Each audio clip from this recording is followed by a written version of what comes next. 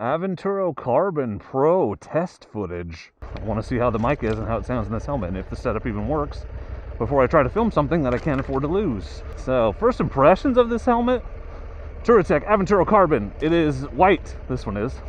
It's incredibly lightweight, one of the most lightweight helmets. Like, you pick it up every time and it surprises you how light it is. So, probably the lightest helmet I've owned, one of the more expensive helmets I've owned as well, but lighter than my Krios, lighter than my Hornet X2. The eye port is super wide, dude. Like, I should have had a B camera running for this, but I didn't know I was filming this. So you'll have to look at pictures or whatever. I can't even see the sides, which is rare for a helmet. Tons of room to get a pair of goggles or something into these. There's a cool strap on the back to hold your goggles, which is good because it's kind of hard to put quick strap on this with the visor on, the way it's set up. Although I guess I could just put the quick strap things on the visor itself because it pivots, so why does it matter? Lots of vents, a ton of vents. The inner padding feels very comfortable. Kind of squishy on my face, but it's already breaking in, I can tell. The visor is super light and flows air pretty well, so I'm not getting my head pulled a lot as I'm turning it while I'm riding and stuff. And that's significant in this bike because the buffeting is so bad right at the peak level. It actually has a bunch of cool features that I'm not using. Like, there's several places you can mount an action camera, including the top, and there's a side mount. I just don't like to run the side mount anymore. I think it makes the picture look weird, so I've got it on the front with a cheapy Amazon mount, which seems to be working just fine. It's the same one I have on my Krios. The little knob you need to grab a hold of the visor and flip it up is right in the center, which I actually would like if I wasn't filming with a camera directly in the center of my helmet. So for those of you that aren't filming all the time, it's probably convenient because you can get it with either hand easily. It opens and closes smoothly and easily. It doesn't feel janky. There's like 3 positions, you know, so you can get the air flowing and whatnot. I'm enjoying it so far. If this setup test is working well, I think it's a helmet you'll see me wearing quite a bit. It's a lot lighter than my Hornet X2, my Shoei, and it has a really good build quality feel to it. Obviously it's carbon fiber, so it's super light and strong. Touratech doesn't make these. They contract with Nex helmets, but Nex doesn't make this exact model. They only make this one for Touratech. So it's a nice high-end helmet that looks cool, and it's very lightweight, so it's easy to wear. Oh, it has the quick release cheek pad things, and the quick release are on the outside, so easy to see if, you know, you're ever in an accident and emergency personnel doesn't understand how a helmet works, so they don't have to move your neck and stuff, obviously. And the cheek pads are cool because there's a hole on the back just big enough. I put my mic inside the cheek pad, which means way less wind noise. I hope that's kind of what we're testing right now. All right, well, we're gonna go up and over the top, the fun way home. Except I need to go the other way because I'm dumb and forgot where I was. It's this way, bro. Since this is not where I told my wife I'd be, I'm not gonna go too far afield today on my own. Changed my mind last minute. I'm not like hiding from her. I just was gonna go to Mary's Peak, and then I was like, I wonder what Elsie Falls looks like. I wanted to see if the campground was open, and it is, so I will be back there very soon. I don't remember, I think it's this road. We'll find out. All these roads only really go to one place. They all lead to the logging company, the mill, because, you know, they harvest trees and take them to the mill. That's how that works. What?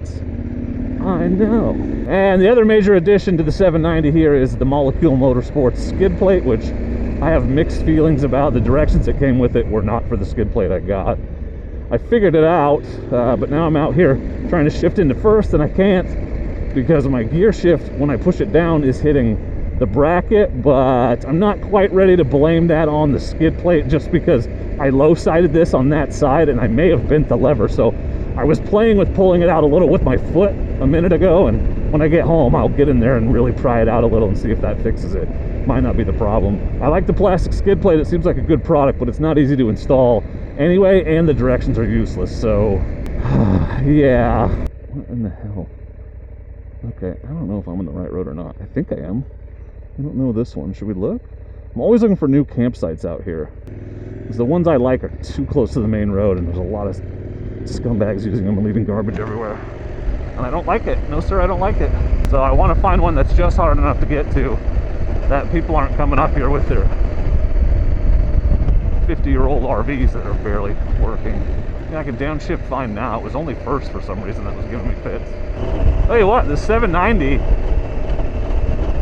I love that it's so easy to get my feet down and everything. So I'm like willing to take it places that I wouldn't normally take an adventure bike. Like, I don't know where this road goes, and I don't usually do like fresh exploration of kind of not main roads on adventure bikes.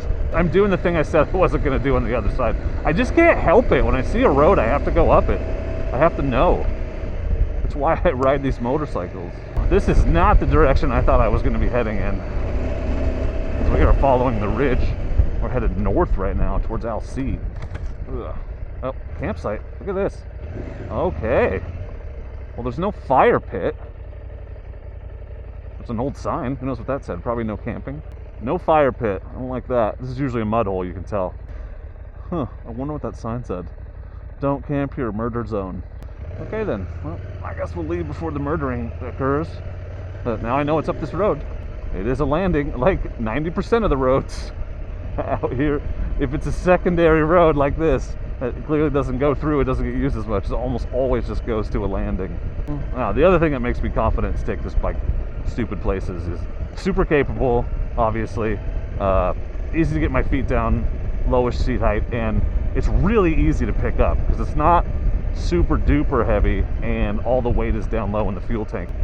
I'm less concerned about getting something screwy and having to pick this up by myself because I've done it before, and it was not difficult at all. In fact, it popped right up like my dual sports. I was really surprised. I thought I was going to have to back up against it and, you know, use my legs or whatever, but nope, I just grabbed the handlebars and stood it up. Doesn't go over all the way either because of the fuel pods.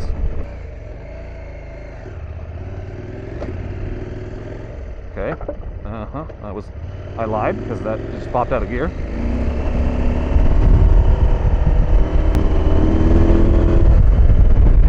Ooh, this thing is stupid fun. It's very tempting to go entirely too fast. See, like, where does that go? It probably just crosses over to the other road. Or is there a campsite right there? Kind of looks like. Yeah, I can't stay in first. Yeah, I'm in neutral again. It won't stay in first. Okay. That's stupid.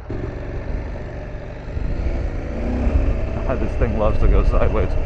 I will tell you one thing I've noticed about these Tusk, the 2-track tires, is they seem to go sideways a lot easier than the Motos Tractionators. The side of the lugs is not as wide, and I think that probably helps with clearing mud out when you're going forward, but it doesn't help with side-to-side traction, especially on a bike like this that has a lot of power to spin it for you. Yeah. Ooh, a super abandoned road, which you can't ride up right now. Well, I bet there's something fun up there. Probably nothing, but there's a bunch of down trees. Hard to beat my favorite spot out here because it's right by the creek, but that's why everyone else uses it all the time when it's annoying. Looks like this is it. Maybe not. What was I saying about how I'm not afraid to take this places? Looks like there's a tank trap right there.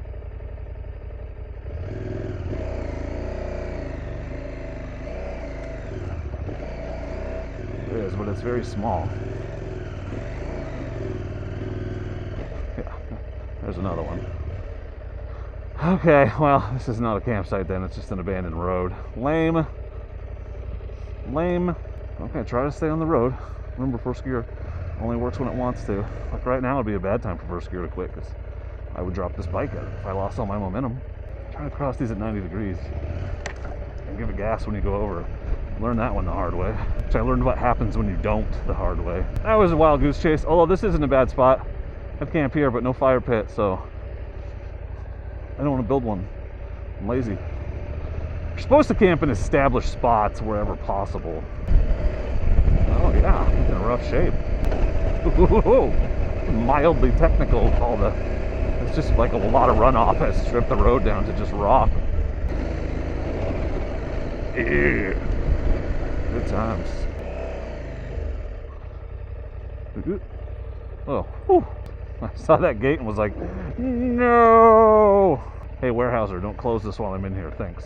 And yeah, they have a right to lock people out of their property, but one, you don't know all the politics that have gone on behind the scenes over the years here in Oregon. They've been screwing us for years.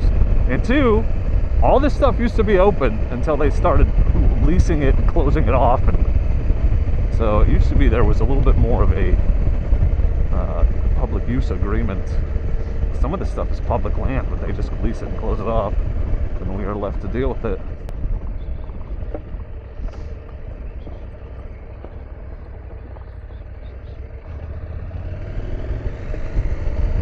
Don't even know if this is going to be a video. If so, it was pretty uneventful, and I appreciate you making it this far. But digging this carbon helmet, got to make some adjustments to make the shift lever work with the skid plate, and otherwise just enjoying putzing around with the 790, trying to get it to the mileage for the first service. So, you know, if you want to see more mundane and maybe some more exciting adventures, please consider subscribing, because I'm the dork in the road, and I want to be your internet riding buddy, and I'm better than your regular riding buddies because I come with a mute button. Thank you for watching. I appreciate you. And please do not forget to be excellent to each other. Thank you. Excellent! Well, here's a disadvantage to coming this way. I'm going to get decapitated by this log loader. I wonder if I'll be able to get by, or if I'm going to have to go pick my way around. This is Hull Oaks Lumber, the mill that all the roads lead to. Pretty cool, old school. I think it's still family owned. So what's fun about exploring the woods? You get to see logging happening. Nice of him to move for me. I feel bad. Get out of his way.